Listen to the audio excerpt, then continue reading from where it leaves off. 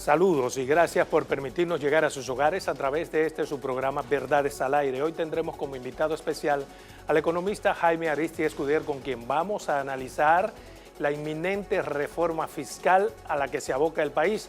Y también vamos a analizar un documento que, sea filtrado o no, los elementos que contiene son indispensables y serán tomados en cuenta para esa reforma fiscal. Pero como siempre hacemos, primero vamos a analizar las principales informaciones ocurridas durante esta semana.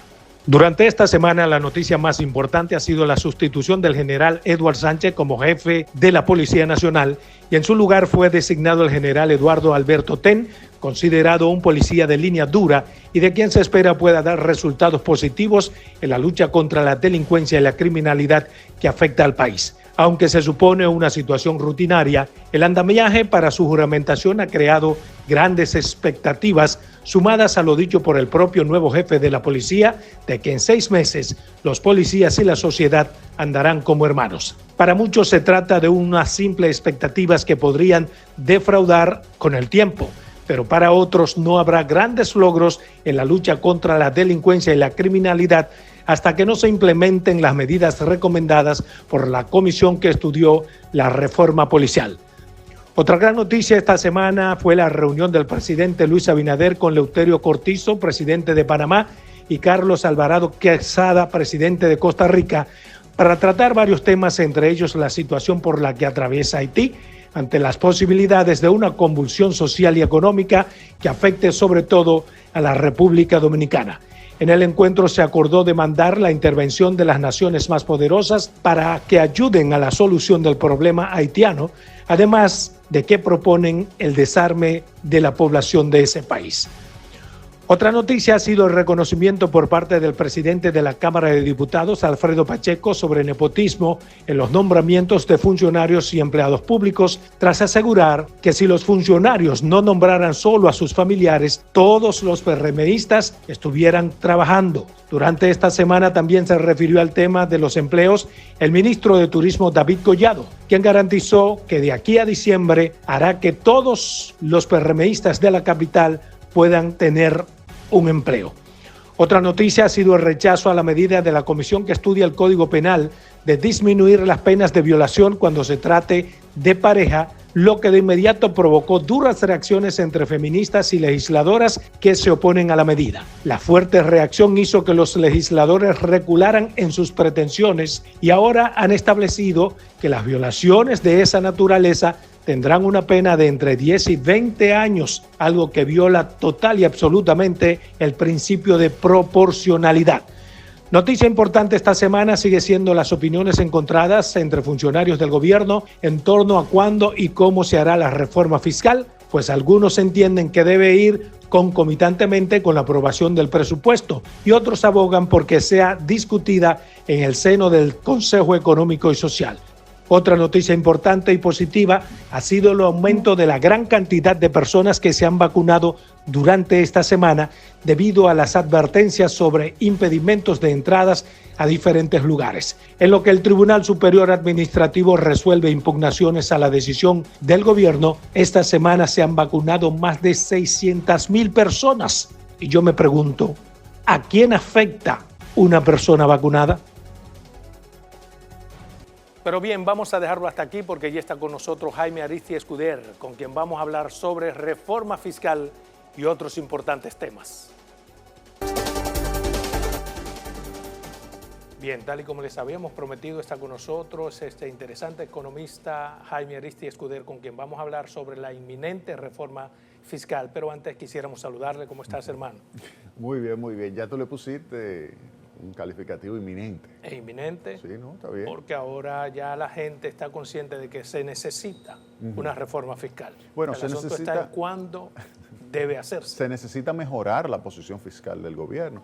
Eso significa que tú puedes reducir el gasto público, tú lo pudieras disminuir y de esa forma mejorar la posición, y si mejora la posición fiscal, entonces tú puedes comenzar a desmontar deuda. Eso por una parte. Luego también estaría que antes de tocar tasas o bases, tú pudieras reducir la evasión impositiva.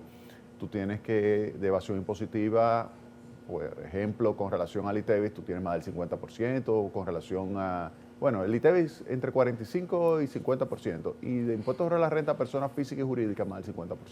Pero entonces te pregunto ya de manera formal. Sí.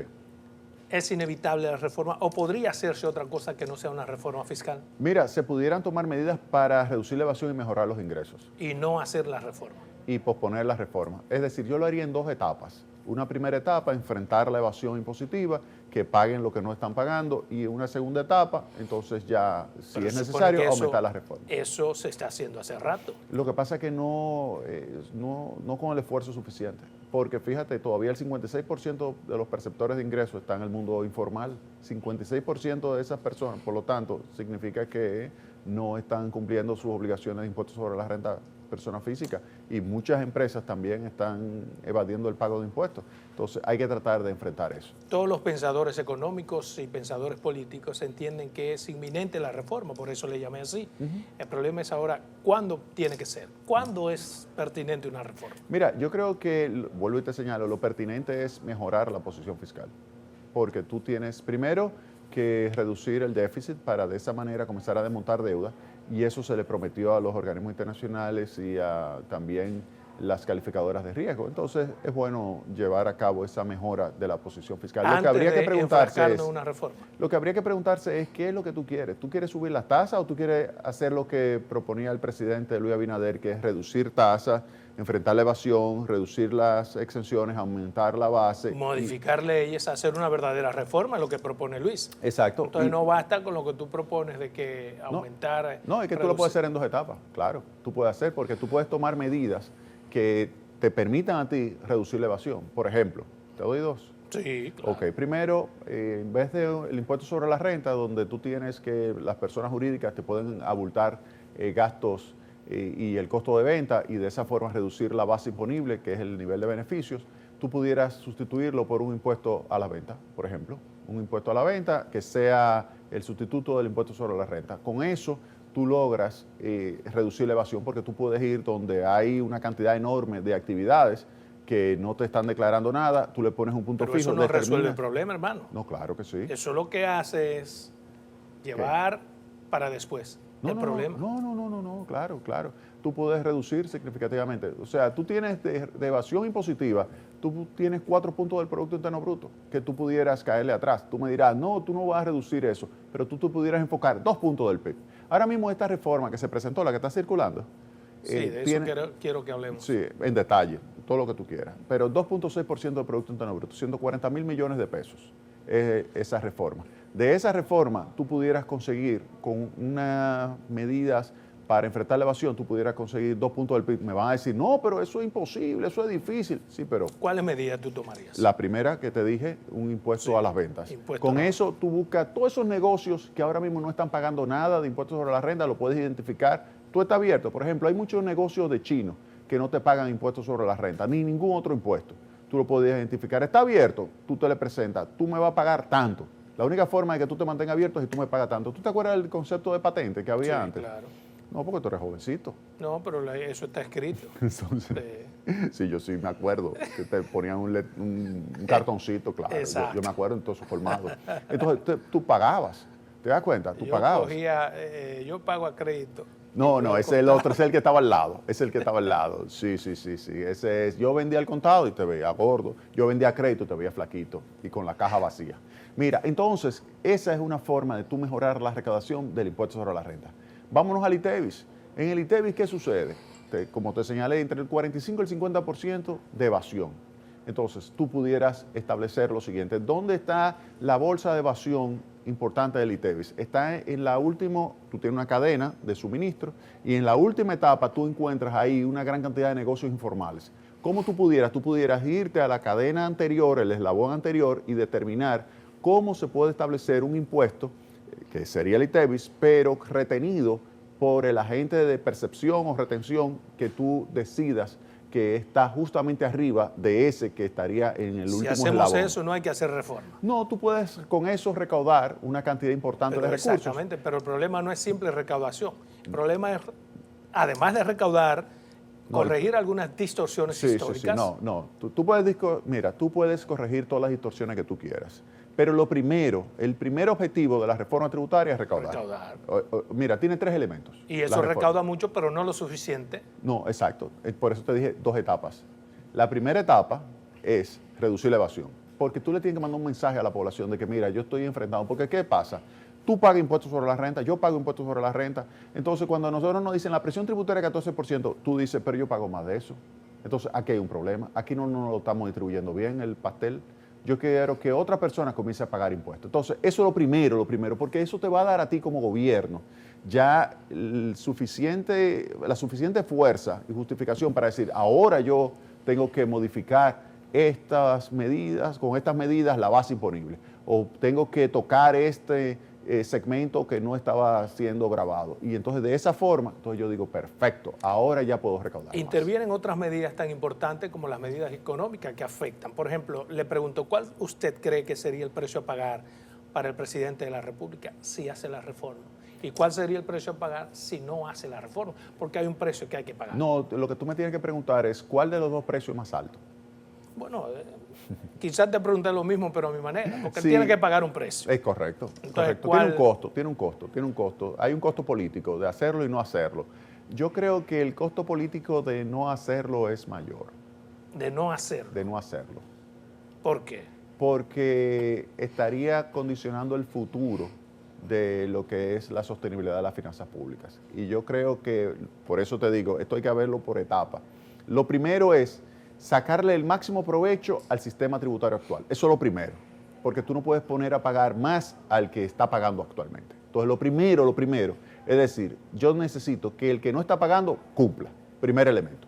Luego, yo digo, yo tengo que ahora tomar y hacer modificaciones donde ya no solamente mejore la recaudación, sino, como tú muy bien señalas, tome en cuenta el efecto, si es distorsionante o no, de algunas figuras impositivas, el efecto equitativo o no de algunas figuras impositivas, y el tercer elemento es el de recaudación, que ya lo estoy tocando por el lado de la evasión. Pero digamos que el presidente no está consciente de que tiene que darle ese fuetazo al pueblo y dice, no voy a hacer reforma. ¿Qué pasa? No, entonces ahí lo que habría que hacer es, si tú no te quieres enfocar por la reducción del gasto público, por ejemplo, este año hubo una reducción importante del gasto de capital. El gasto de capital se estaría colocando este año en prácticamente la mitad de lo que se había presupuestado, y eso significa colocarnos en el nivel de inversión pública más bajo de los últimos 60 años. Para el año que viene yo dudo que el gobierno quiera tener ese nivel tan bajo de gasto de capital. Eso es lo que la hace entonces inminente. Eso es lo que la hace decir, bueno, lo que tenemos que mejorar las recaudaciones. Y las recaudaciones yo las puedo mejorar de 2 formas. 1, reduciendo la evasión, o 2, tomando otras medidas que, como tú señalas, se hace que impliquen un aumento de la base, por ejemplo, reducción de la evasión, y en última instancia tocar tasas. Pero yo pienso, y me quedo ahí con el principio del presidente Abinader, de que no se debería subir las tasas impositivas. Esa es mi posición. Bueno, y si aumentamos la presión fiscal y el gasto público, ¿podríamos no hacer esa reforma ahora? No, pero la presión fiscal es la reforma. No, pero digo, aumentarla de otra forma, digamos. Con la evasión, sí. Reduciendo la evasión. Sí, no, perfecto. Entonces vuelvo y caemos en lo mismo. Si tú reduces la evasión, no tienes que hacer la reforma. Supongamos que se haga la reforma, como es inminente. ¿Usted cree que eso traería una convulsión social, como algunos sostienen?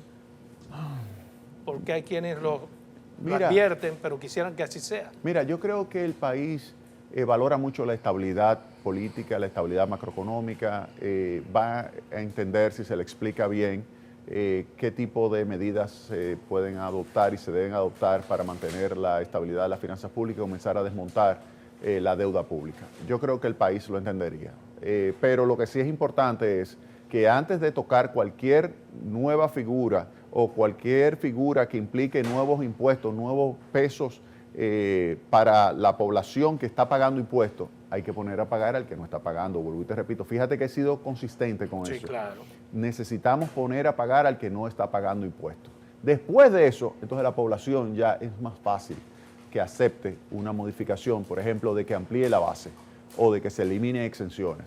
Es más fácil que lo entienda. Hablando de entender, porque yo estoy de acuerdo con usted de que hay que explicar, pero de una forma llana a la población para que entienda y asimile. Sí. Pero veo que en el gobierno hay discursos disímiles en torno al mismo asunto. ¿Qué le parece a usted? Mira, yo creo que se tiene que poner de acuerdo. Fíjate que se ha hablado de que Hacienda tiene, digamos, un proyecto, pero negó que fuese este. El gobierno dice que no es de ellos, pero ese se ve claramente que es de Hacienda. Economía podría tener algunas ideas también. Yo creo que todos se tienen que poner de acuerdo y tener un solo documento. Un solo discurso. Sí, y un solo documento también de reforma. Y entonces discutirlo. Yo siempre recuerdo al doctor Balaguer. El doctor Balaguer mandó al programa de las Naciones Unidas a elaborar su propuesta. Con esa propuesta se la presentó a los diferentes líderes. Yo recuerdo cuando se le presentó a Peña Gómez, yo estaba al lado de César Miquel y de Peña Gómez en ese momento. Y se le presentó al PLD, se le presentó a todas las fuerzas políticas. Y después que se presentó, se impuso en el Congreso. A mí me parece genial, yo no sé de quién fue la idea, el poner a circular ese documento, pero me parece genial y me acordó precisamente a Joaquín Balaguer, que cuando quería la opinión de la generalidad sobre un tema, lo sedaciaban los medios. Entonces, los medios, todo el mundo gritaba y él sacaba sus propias conclusiones. Por eso me parece genial que hayan filtrado el documento. Porque creo que tiene elementos que van a ser necesariamente incluidos en cualquier reforma, ¿o no? Mira, vuelvo y te digo, después de que tú enfrentes la evasión, hay en esa posiblemente algunos elementos, pero hay otros que no pueden. Eso quiero que analicemos. ¿Cuáles elementos de ese documento que circula usted cree que son necesarios e indispensables para la reforma? Mira, sin lugar a dudas tú vas a necesitar un aumento de la base del ITEVIS, porque ahí hay mucho dinero, O sea, pero obviamente que tú tienes que tener mucho cuidado, porque lo que no puede ser es que lo que se presentaba ahí, de que los servicios de salud privado estarían grabados y los servicios de salón de belleza no. Entonces, ahí la pregunta que habría que hacerse es ¿qué es mejor? ¿Estar bien peinadito pero muerto o despeinado y vivo? ¿Te das cuenta? ¿Cuáles otros elementos deberían ser tomados en cuenta de ese documento? Bueno, el dinero está en la base del ITEVIS, fundamentalmente. Ahí está el dinero. Luego hay algunas figuras como por ejemplo los selectivos que se establecen, los específicos a las bebidas alcohólicas. Yo pienso que en vez de establecer específicos a las bebidas alcohólicas, como pasar de 600 y tantos pesos a 1,000 pesos el impuesto selectivo por litro de alcohol absoluto, lo ideal sería pasarlo en base al precio del producto. ¿Por qué? Porque ahora mismo... Como se hacía antes de esta decisión que se tomó. Exactamente, el precio al por menor, la base imponible. ¿Por qué?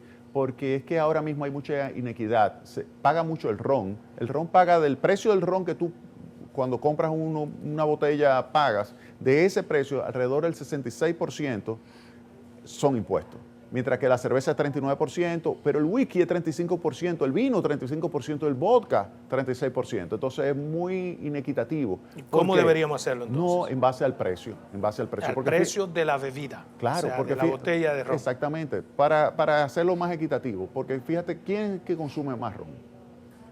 El más pobre. El más pobre cuando tú... Eso dicen, pero eso no se sabe. No. El pobre... Sí, pero el pobre es el que bebe más ron. El pobre no te bebe whisky. El pobre no te bebe vino. El pobre, cuando te estoy hablando del pobre, acuérdate que es el 20% más pobre de la población. Eso es lo que es el pobre.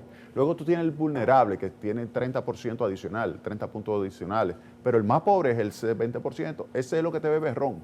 Entonces, si tú le aumentas ahora, como se está previendo, de 600 a 1,000 pesos el selectivo, pasaría de 66% a 74% la carga impositiva en el precio del ron. Estamos de acuerdo con que hay que aumentar los impuestos a las bebidas alcohólicas. Pero no de esa forma, sino utilizando el precio al por menor. ¿Sería mucho mayor entonces el impuesto? No necesariamente.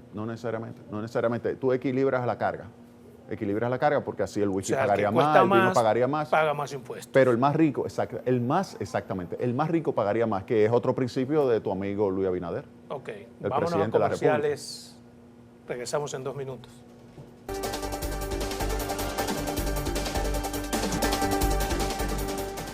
Bien, continuamos en esta interesante entrevista con Jaime Ariztía Escudero acerca de la inminente reforma fiscal. ¿Vamos a un impuesto sobre la renta? Dele. Mira, yo no estaría de acuerdo nunca con subir de 25 a 35% la tasa impositiva para el segmento de población que gane por encima de 72,000 pesos al mes. Porque ese es un segmento de clase media y tú no le puedes comenzar a cobrar 35% por cada peso adicional que genere ese empleado, no, o ese trabajador. Es demasiado alto, 35%. Yo creo que ahí se le pasó la mano. Eso debería ser más alto. Si tú vas a tocar, si la va a tocar esa tasa, tiene que ser con una base muchísimo más alta. Luego está el impuesto sobre la renta a personas jurídicas de 27 a 30, es recaer sobre el que está pagando. Por eso yo te digo, antes de tú subir 27 a 30. Durante 3 años, luego bajaríamos de nuevo. Tú sabes que el ITEVIS, la tasa del 18 era transitoria también, ¿verdad que sí? Sí. ¿Y cuánto lleva? Lleva 15 años de manera transitoria. Sí. Y muchas cosas, o la mayoría de esas cosas que se han hecho de manera transitoria se han quedado en el tiempo. Lo cual incluso es una violación porque lo explica en el documento que da vigencia a la medida. Claro, por eso, entonces, yo lo que te digo a ti es lo siguiente. Antes de tú subir las tasas de impuestos sobre la renta, hay que poner a pagar a mucha gente que no está pagando nada de impuestos sobre la renta. ¿Cuáles serían las otras principales fuentes impositivas? Mira, ahí que está el dinero. El ITEVIS, la principal figura impositiva, impuestos sobre la renta y selectivo. Esos son las principales figuras impositivas. Ganancia de capitales. La ganancia de capital es marginal. Impuesto a la propiedad, pero entonces, ¿cómo se pretende hacer? Es bajar el límite que estaba exento y entonces coger y grabar propiedades de clase media con 0,5%. Entonces yo lo que digo, óyeme, tú vas a golpear a la clase media. Entonces eso es para los ricos. Pero golpea a la clase media, pero también a los ricos. Porque ese impuesto... No, los ricos se queda el 1% igual. El 1%. Sí. Entonces, a la clase media, es que te digo. ¿Qué usted sugiere? Que lo cambiemos afectando más a los ricos. Claro, óyeme, yo creo mucho en lo que dijo el presidente, tu amigo Luis Abinader. Ese amigo tuyo. Sí, es mi amigo y no. hermano, yo lo aprecio mucho. Yo me alegro. Claro. Sí. Y defiendo su gestión en lo que yo entienda defendible. Sí. Hasta ahora me parece brillante. Sí, no, es muy inteligente. Él no me quiere mucho últimamente, pero bien, el tema aquí no es... Pero mira, el punto es que yo creo mucho en lo que él dice, que el que más tiene, el que más paga. Entonces, óyeme, hay que concentrarse. Mira, él dijo los principios. Primero, en vez de subir tasa, lo que tienes es que, porque fíjate, un ejemplo, y eso es lo que se llama la curva de Laffer. En el caso de la bebida alcohólica, el ron, tú sabes que cuando se subió en el 2012, el ron cayó 30% el volumen. Y se fue la demanda ¿hacia dónde? Hacia un ron ilegal. Oye bien, mientras que las otras bebidas alcohólicas, fíjate la brecha que tiene, 66% de tasa impositiva versus 39 y 35 las otras subieron 18%. ¿Qué significa eso? Si tú bajas la tasa, tú puedes aumentar la base y aumenta el consumo legal de esa bebida alcohólica y entonces logras aumentar las recaudaciones. Eso es un principio que lo dijo el presidente Abinader, que hay que reducir las tasas. ¿Qué él piensa eso? Reducir las tasas, entonces ampliar la base. Al ampliar la base, entonces puedes recaudar más. Esto obviamente siempre después de enfrentar ¿qué? La evasión. La evasión. Luego tú tienes entonces... Y aumentar las recaudaciones. Exacto. Reducirlas o eliminar las exenciones. Ese es otro principio que él tiene. Hay exenciones ahí. Eso le iba a preguntar. ¿No sería una fuente de primer orden eliminar todas esas exenciones que hoy ya no tienen sentidos, reducir a la mínima expresión las exoneraciones y esas cosas? Claro. Tú pudieras ahí tener algunas medidas que pueden ser interesantes. ¿Cuáles de esas medidas usted eliminaría? ¿Cuáles exenciones y cuáles exoneraciones? Lo que pasa es que el principal bloque de exenciones, de los 200,000 millones de pesos, alrededor del 45% se va por exenciones de ITEVIS. Entonces, cuando tú modificas la base del ITEVIS, ya tú estás enfrentando esas exenciones. Pero luego están las exenciones del cine, exenciones de zona franca, exenciones del turismo, todo eso hay que eliminar. Exenciones del área, hay muchísimas actividades, manufactura. Se tocan algunas de esas exenciones, no todas, pero algunas se tocan. Eliminarlas o reducirlas a la mínima expresión. Exactamente. Las que no tengan impacto positivo sobre el empleo, la generación de divisas, tú la puedes poner sobre la mesa. Tú lo que tienes que hacer es el análisis costo-beneficio. Toda medida económica, y esto es una recomendación a las autoridades, toda medida económica, antes de ejecutarla, tú tienes que evaluar el costo y el beneficio que tiene. Si tú tienes un costo mayor que el beneficio, entonces no vale la pena. Si el beneficio es superior, entonces sí vale la pena. Eso es lo que hay que poner sobre la mesa. Hay algunos economistas que entienden que esta reforma debió hacerse hace ya muchos años. Mira, ¿O no era necesario? Mira, se pudo haber hecho. Si tú tenías como objetivo... ¿O era necesario? No es si se pudo, es si era necesario hacerlo. Porque es muy fácil Sí. tú haber tenido, digamos, 15 años de haber gobernado, no haber hecho lo correcto y ahora decir... No, se hicieron varias reformas. Se hizo en el 2005, 2007, 2012, se hacían reformas, pero eran reformas más pequeñas.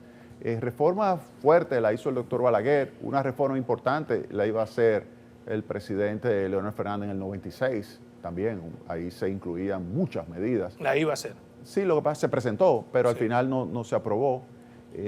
Recuérdate que ahí en el 96 todavía había mucha fuerza en ese momento del PRD en contra de eso, en contra del que acababa de llegar al poder, que era Leonel Fernández. Estaba muy novato Leonel en ese momento. Su excelente primer gobierno. Sí, fue bueno. A mi modo de ver, fue el mejor de sus gobiernos. Fue bueno. Eso hay que reconocérselo. Sí, estábamos ahí. Mira, hay otro debate que es, Ajá. ¿dónde analizamos esta reforma inminente? ¿En el seno del Consejo Nacional, Consejo Económico y Consejo Social? Económico y Social, Sí. o lo hacemos de forma particular? Mira, yo creo que aunque tú lo tengas en el Consejo Económico y Social, tú como quiera tienes que ir donde fuerzas políticas, representantes de fuerzas políticas ¿Por importantes. qué vamos al Consejo? Porque además ese no es el organismo. No necesariamente, pero ese es un organismo donde se presentaron ahí una lista de 12 más una reformas estructurales que se deben ejecutar en el país. Yo me imagino que eso se va a discutir ahí. Pero el punto clave aquí es el siguiente: ¿realmente tú necesitas eso ahora o tú lo puedes hacer el año que viene? Y ahí yo te digo, tú puedes tomar medidas ahora que puedan reducir el gasto y puedan mejorar los ingresos sin tocar las tasas y la base imponible. O sea que por eso yo lo haría en dos etapas. Primera etapa, me enfoco en reducir gastos y mejorar las recaudaciones vía enfrentamiento de la evasión. Y la segunda etapa, entonces ya vengo con una reforma más discutida, mejor elaborada, mejor diseñada, que sea neutral, que es decir, pero no distorsionante, ¿por qué dar un golpe en dos etapas? ¿Por qué? Porque eso lo hace más justo. Más justo. Claro. O porque es el que no está pagando, el que yo quiero que pague primero. Pero lo hace más justo en términos económicos, pero en términos políticos, hacer lo que hay que hacer, la otra parte que también es dolorosa, a un año de campaña, tendría un costo político para el presidente Abinader. No es lo mismo si toma lo que tiene que hacer ahora. No, si lo hace injusto es un costo demasiado grande. No, yo no le recomendaría eso No, al justa o presidente. injusta, nadie lo va a entender en un año preelectoral. No, pero es que yo no te estoy diciendo que lo hagas. Y si tú la haces ahora, la primera etapa, y con eso te da suficiente para pasar las elecciones. Es lo que te digo. No, hay que hacer lo que hay que hacer ahora. No me entendiste. Oye bien. Para que tú veas. Tú haces ahora la primera etapa que tiene que ver con evasión. La gente te la va a apoyar porque va directamente al evasor.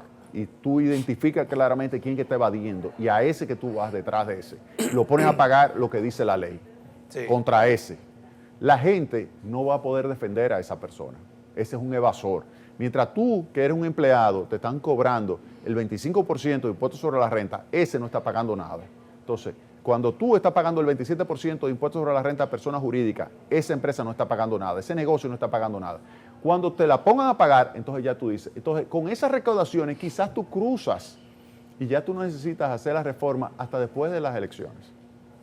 Ok, Y entonces, a eso es que me refiero. No, entonces después de las elecciones tú haces tu reforma. Exacto, esa sería una buena medida. Tomar Exactamente. todas esas precauciones ahora y hacer la reforma después de las elecciones. Exactamente. Porque es inminente la reforma. Exacto. No, es que si tú logras mejorar ahora, con esa mejora que tú... Puede manejarte. Óyeme, y le das un mensaje a los organismos internacionales de que tú has reducido el déficit público, que tú estás apoyando una política que va a reducir el nivel de endeudamiento y va a mejorar la sostenibilidad de la finanza pública, y entonces, luego de las elecciones, tú vienes con la reforma. Sí, porque detrás de todo esto subyace el miedo que hay a lo que digan esos organismos internacionales, y de eso quiero hablar. No, pero, ¿qué tan importante es, perdóname hermano, sí.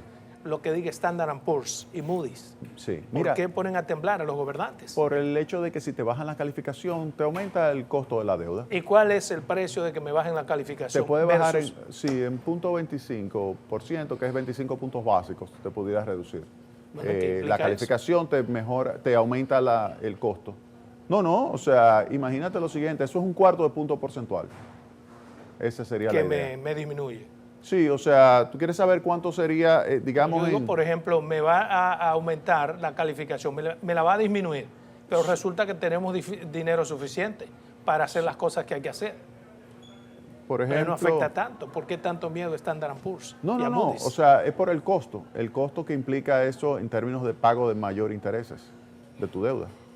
O sea, por ejemplo, si tú emites 3.000 millones, un 1% sería 30 millones de dólares al año y por punto 25 sería 7.5 millones de dólares por 3.000 millones. Eso sería. Violar entonces lo que ha dicho Standard & Poor's y Moody's, ¿qué nos acarrearía? No, un deterioro de la calificación crediticia, un aumento de la tasa de interés. Para el Estado, de la moneda. ¿Eh? Y una depreciación de la moneda. Bueno, un aumento de la tasa de interés de equilibrio, es decir, que en promedio la tasa de interés subiría.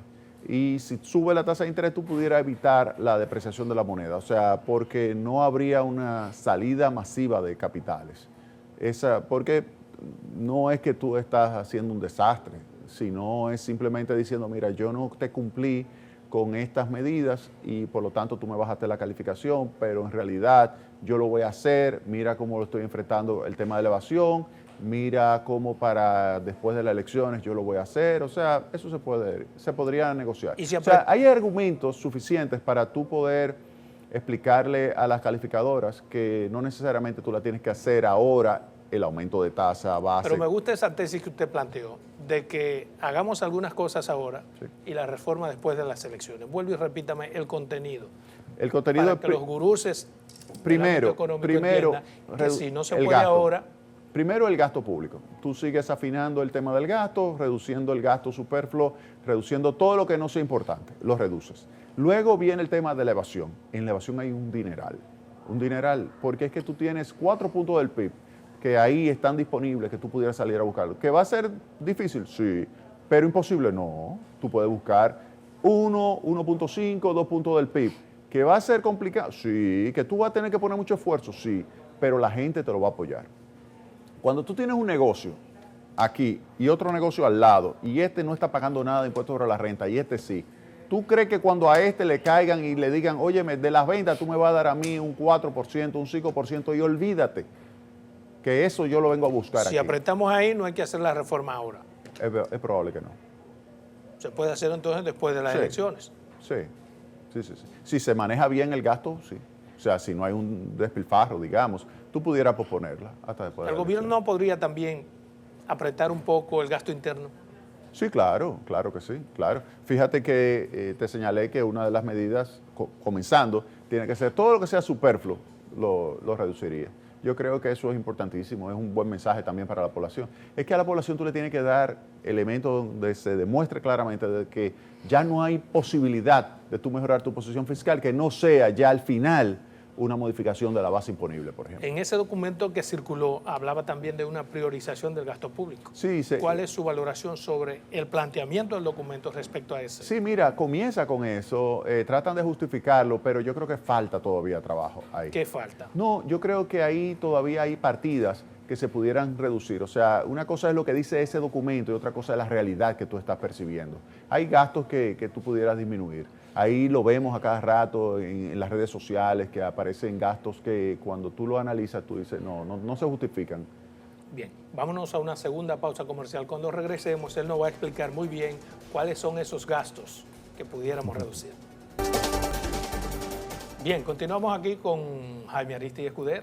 ¿Cuáles son esos gastos? Mira, tú tienes gastos que se han ejecutado que obviamente le llamó mucho la atención a la población, como es el caso de, tú recuerdas aquella transferencia, aquella donación que se le dio a los artistas, que luego se dijo, bueno, es una contratación, pero entonces se dijo, pero ¿dónde está el proceso, la licitación, etcétera? Bien, pero ya eso pasó, eso fue Sí. un gazapo que no se puede repetir. Exactamente. Entonces, pero es un ejemplo. Luego está el gasto de publicidad. Yo creo que se pudiera hacer más eficiente lo que es la inversión del gobierno en propaganda o publicidad para que de esa manera esté vinculado con lo que es el desempeño. También hay otros gastos que tú pudieras vincular con resultados. Por ejemplo, que todo gasto esté vinculado con el resultado que tú quieres alcanzar. De esa forma, tú mejorarías la relación costo-beneficio del gasto público. Eso si se puede llevar tuviera a que cabo. priorizar el gasto público, ¿cómo lo harías? Mira, yo ¿Qué creo que sectores o renglones? no, obviamente educación, salud, infraestructura son los gastos principales de la sociedad. Entonces yo, en vez de tener un peso de publicidad, lo preferiría invertir en infraestructura o en educación o en salud. Esos son los principales en una sociedad. Se te olvidó uno importante. ¿Cuál? Inversión en el sector eléctrico, 41.457 millones disponibles según ese documento. Mira, lo que sucede Eso es prioritario. lo que pasa con el sector eléctrico, que el déficit hay que enfrentarlo reduciendo las pérdidas. Ese es un ejemplo, así como te digo la evasión. Cuando te hablo de la evasión, se incluye el sector eléctrico. Por ejemplo, tú tienes que el 30% de lo que tú adquieres no lo puedes cobrar. Lo que tú colocas en las redes y se llega y se consume, tú no lo cobras. No lo facturas, no lo cobras. Y entonces tienes una pérdida que puede superar el 1% del Producto Interno Bruto. Pero no está entre las prioridades. Eso está entre las prioridades. Cuando te hablo de evasión, incluyo el sector eléctrico. La gente que consume electricidad tiene que pagar. La pregunta clave es, ¿tú pagas tu electricidad? Sí, me preguntas. Tú la pagas. Claro, sí. ¿Te gustaría que la pague el que no la está pagando hoy? Yo quisiera que la pague todo el mundo. Antes de que te aumenten Lo que a no me ti, gustaría es que me llegue al doble la factura como me llegó ahora. Exacto. Antes de que te aumente la tarifa de electricidad, tú preferirías que aquel que no está pagando y que aunque le aumenten el doble no la va a pagar, tú no preferirías que ese la pague. Claro. Entonces, ese es mi principio. Antes de tú hacer una reforma tributaria o aumentar la tarifa de electricidad, tú necesitas hacer que el que no está pagando, pague. ¿Por qué ha aumentado el precio de la tarifa eléctrica? Yo no creo que haya aumentado oficialmente. Yo sé que se aprobó una resolución de parte de la Superintendencia de Electricidad que en octubre aumentaba la tarifa, pero no creo que se esté aplicando. O sea que si a ti te aumentó la tarifa de electricidad, tú tienes que verificar bien si es el monto completo que te aumentó, si tú pagas potencia, no lo sé, el monto completo dividido entre la cantidad de kilovatios, pero en principio no debió haberte aumentado porque no se dice que está aplicándose. No, si fuera a mí nada más, pero... Hay muchos que se están quejando. Exactamente. Eso es correcto. Que algo está pasando. No, algo está pasando, pero Llegó el carbón a Punta Catalina, ya no hay problema. No, lo resolvió el presidente directamente. ¿Qué te parece? De presidente a presidente, bien hecho. Así que hay que hacer las cosas. Yo apoyo totalmente eso. Punta Catalina para adelante. Claro, el 30% de electricidad de este país, Punta Catalina. Mira, el documento habla también sobre la simplificación tributaria, eliminación de anticipo a personas físicas, las MIPYME. Sí, pero entonces... ¿Qué tan importante podría ser eso? Importantísimo. Oye bien, pero el problema es que el mismo documento entonces te dice que va a bajar de 8 millones a 1 millón para tú estar en el régimen simplificado de tributación. Entonces tú, como persona física que gana menos de 8 millones de pesos al año, tú pudieras estar en régimen simplificado y es mucho más sencillo tú cumplir con tus obligaciones impositivas. Ah, no, lo van a bajar a 1 millón. ¿Qué significa eso? Que entonces el que esté entre 1 millón y 8 millones, ahí va a tener que comenzar a guardar papelitos, hacer declaración, buscar aquí, buscar allí, buscar aquí. A diferencia de, bueno, mira, aquí este es el sistema, simplemente le reduzco tanto y ya con eso termino mi base imponible y pago mi impuesto. Punto. Es mucho más sencillo. O sea, si vamos a hacer régimen simplificado, vamos a mantener ese 8 millones para que de esa forma entonces los contribuyentes se mantengan cumpliendo sus obligaciones impositivas. Bien. Hay que facilitarle las cosas. Perfecto. Ese es otro principio de Abinader. De Luis Abinader. Entonces hay que mantenerlo eso. Yo lo que te digo... Tú has estudiado muy bien los principios. Todos. Mira, el documento también plantea... Estudiamos en la misma universidad, entonces... ¿Es verdad? Sí, claro. Ah, qué bien. El documento también plantea una reestructuración del anticipo. Sí. ¿Usted está de acuerdo con lo que plantea el documento? Mira, todo lo que sea para mejorar el flujo de efectivo de los negocios. Por 3 años, a los hoteles, ¿tú crees que...? Sí, lo que pasa es que ahí lo que es modificándole un poco la estructura de beneficios que ellos tienen en términos de las exenciones y también de la protección de su flujo de efectivo hasta tanto arranque el negocio. Ahí lo que se está tratando es de promover que el sector turismo sea un sector que siga dinámico. Fíjate que es un gran reto. Para el año que viene el sector turismo va a ser booming en realidad en este país, porque la gente va a salir como loca a turistear a nivel mundial y República Dominicana es un gran atractivo. Entonces yo creo que mientras más inversiones tú puedas traer porque puedas mejorar el flujo de efectivo de los negocios turísticos, mejores. Hay algo que yo, en lo que analicé el documento, tuve que poner un asterisco porque no lo entendí, pero para eso está usted, que es brillante, que es con relación a la propuesta de facultar a la Dirección General de Impuestos Internos para que valore los inmuebles para fines impositivos. Sí.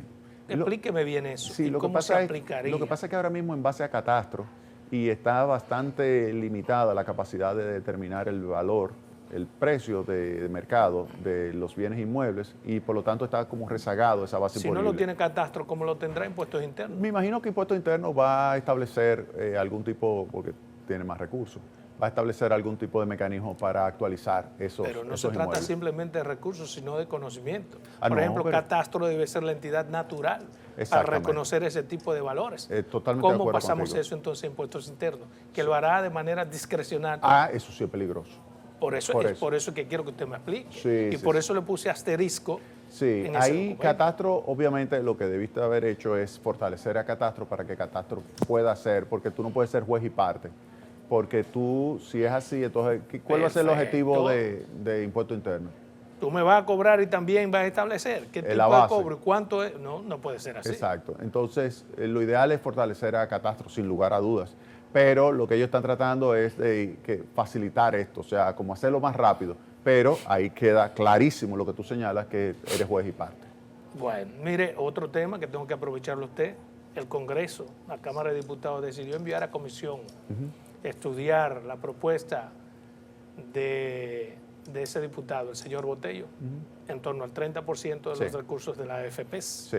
Mira, yo creo que lo que hay que ver es lo que está sucediendo en Chile ahora mismo. Recuérdate que en Chile se distribuyó 10, 10 y 10 y hay que ver qué está sucediendo. Solamente dice, no, pero la economía está creciendo. Sí, la economía está creciendo, pero está creciendo y está generando inflación, está generando depreciación, está obligando al Banco Central a subir la tasa de interés. De hecho, la subió de 0.5% a 2.75%, 3 subidas continuas y se espera que antes de que termine el año la suba 2 veces más. Esto ha hecho, eso es desde el punto de vista macroeconómico, que el tipo de cambio esté 17% más Por eso, devaluado. por darle a la gente su dinero que tiene la AFP. Claro, porque hay un exceso de consumo. Sí, pero debe haber otros factores, porque no puede ser que por tan solo ese dinero se afecte a la economía. Sí, claro, porque tú estás creciendo O por sea que encima si del aquí le potencial. damos el 30% a quien lo solicite, porque además hay que poner Y claro fíjate, eso, no es a todo el mundo, No, es pero al que lo quiera. La gente, el 80% lo va a retirar. El 80%. Pero eso dinamiza la economía. No, pero no la necesitas. ¿Por qué? Fíjate lo siguiente, ¿por qué tú vas a decir que tú vas a gastar tu dinero para cuando Salomón sea viejo? Porque ¿Quién lo te va a quiero mantener? ahora, ¿Quién te va a mantener? lo bueno del Estado. No, siempre. Oye bien, a mi hijo yo le enseñé, cuando tenía 5 años, el concepto de tasa de interés. Le dije, ¿tú quieres una barquilla hoy o 2 mañana? ¿Qué me dijo él? Una hora. 1 hora, ¿por qué? Porque él dice, óyeme, yo prefiero consumir ahora, siempre lo va a consumir. Y yo le digo, pues esa segunda barquilla es lo que se conoce como tasa de interés, porque es el premio por tú posponer el consumo. Entonces, para que tú tengas una idea, si tú te comes ese ahorro, ¿quién te va a mantener a ti en el futuro? ¿Quién te va a mantener? Sí, pero el problema es que la No, gente no vive Adolfo. única y exclusivamente de ese ahorro. No. Yo, así como llegué a ahorrar, puedo seguir Tú ahorrando. eres un hombre inteligente. Sí, gracias. Óyeme bien, óyeme bien. Y el mensaje debe quedar claro aquí. Si tú te comes los ahorros previsionales, que es para tú tener una pensión, la pregunta es, ¿quién te va a mantener a ti en el futuro? El problema es que si pensamos que de eso es que voy a vivir, tú No. tendrás razón, pero perdóname, déjame explicar. Sí. Pero mis ahorros es parte de mis esfuerzos. No, pero- Yo puedo tener esos ahorros y vivir de otras cosas además. Óyeme bien, pero es que ese es el punto. Mientras más tú ahorres ahí es mejor. Vamos a suponer que tú dices, no, pero yo tengo ahorros. Lo que pasa es que el individuales. dinero Pero de la gente ahí parece virtual. Adolfo, déjame yo explicar, porque esto es muy importante, no me interrumpas. Ok, dale. Ok, oye bien esto. Si tú tienes ahorros separados, vamos a suponer, y voy a comparar con los números del sistema. Ahora mismo he ahorrado 720 mil millones de pesos. De esos 720 mil millones de pesos, el 14%, algo así como 100 mil millones de pesos, lo aportó el trabajador. Lo apostó. El empleador aportó el 32%, 230 mil millones de pesos.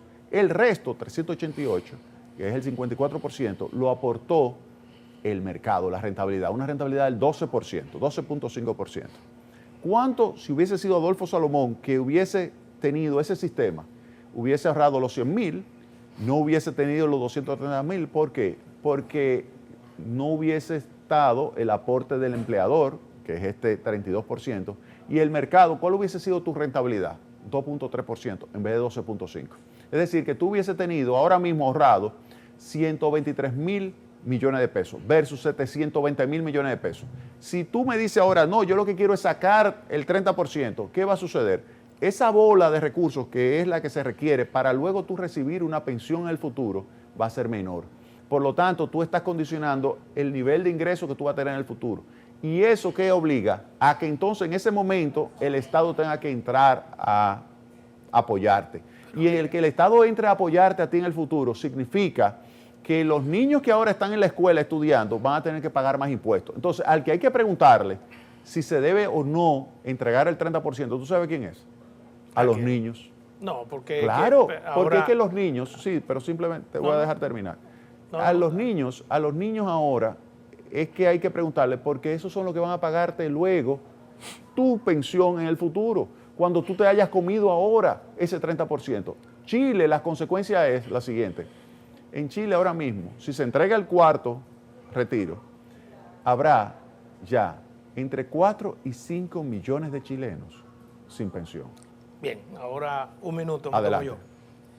Oye, ¿qué es lo que yo pienso? Sí. Y lo digo frente a ti, que tienes toda la autoridad, para que me despejes. Ese es mi único interés. Por ejemplo, por eso que yo digo que el dinero que tenemos en las AFPs es un dinero virtual. Primero, porque es mi dinero, pero no es mi dinero. ¿Por qué no me dan mi dinero? Porque nadie quiere que yo saque mi dinero. Consecuentemente, no es mi dinero. Es de lo que ustedes quieran. Me refiero al establishment. Segundo, el hecho de que si yo a los 60 años voy a tener como pensión 300.000 pesos y decido sacar un 30% para que en esos mismos 60 años yo solamente tenga 150.000, no pasa nada, porque esa es mi pensión que yo decidí en base a mis ahorros. Entonces no puede ser virtual, que yo tengo unos cuartos ahí pero no los tengo, que yo puedo usarlo pero no lo puedo usar. Voy yo. Claro, ok, tú hermano. lo puedes usar, pero no tú joven, eres tú viejo. Oye bien, eso no es virtual. Oye bien, y tú eres, y vuelvo y te digo, tú tienes un peso en esta sociedad, tú no puedes pensar así.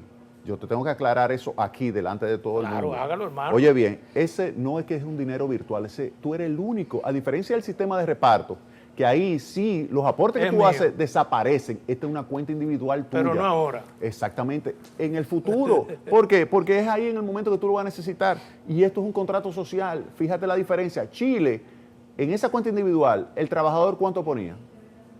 El 100%. Oye bien, de lo que se coloca ahí, que es el 10% del salario, el 100% de ese 10% lo coloca el trabajador. Aquí se coloca el 8.4%. Y de ese 8.4%, ¿cuánto coloca el trabajador? De todos modos, ¿qué te... No. ¿Cuánto coloca el trabajador? 30%.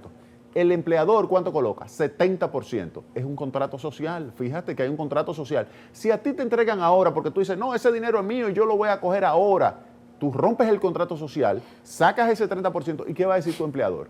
Bueno, pero yo no ¿Y digo... por qué? No, pero espérate, el empleador va a decir, pero ¿y por qué yo voy a seguir entregándole un 70% a Adolfo, que fue un contrato social que se firmó en este país en el año 2001 bajo el gobierno del presidente Hipólito Mejía, para que él reciba una pensión y él se la está comiendo ahora? ¿Por qué yo voy a seguir? Mejor rompemos este sistema que me está costando un dinero como empleador. ¿Por qué no puede hacer eso el empleador? Porque es un contrato social. Entonces, por la misma razón, pero se va a es romper. modificar el contrato social, no romperlo. Y lo que se está buscando en el Congreso es modificar el contrato social. ¿Y qué va a decir el empleador? Emitirá su opinión. No. ¿Tú sabes lo que va a decir? En esa modificación. ¿Tú sabes lo que él va a decir, el empleador? Sí.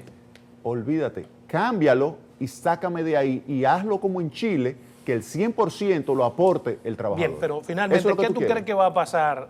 No, pero eso es lo que tú quieres. No, yo quisiera que haya una solución en el que la gente deje de ver que su dinero es suyo, pero no es suyo. Pero es suyo porque, óyeme bien, tan pronto tú cumplas con lo que son las condiciones donde ya tú digas, ya yo me voy a jubilar, ahí Adolfo Salomón va a recibir ¿Qué cree que dinero. va a pasar en el Congreso? Un minuto que nos queda. ¿De qué? Con esa, ya fue sometida una comisión para estudiar esa propuesta. Yo espero que no se apruebe. Yo tengo un apostolado en contra de la aprobación. Recuérdate que hay un libro, se llama El Programa, que lo escribimos Andy Dawarre, otros economistas y yo. El capítulo 17, eso fue en los años 90, el capítulo 17, ¿tú sabes cuál es?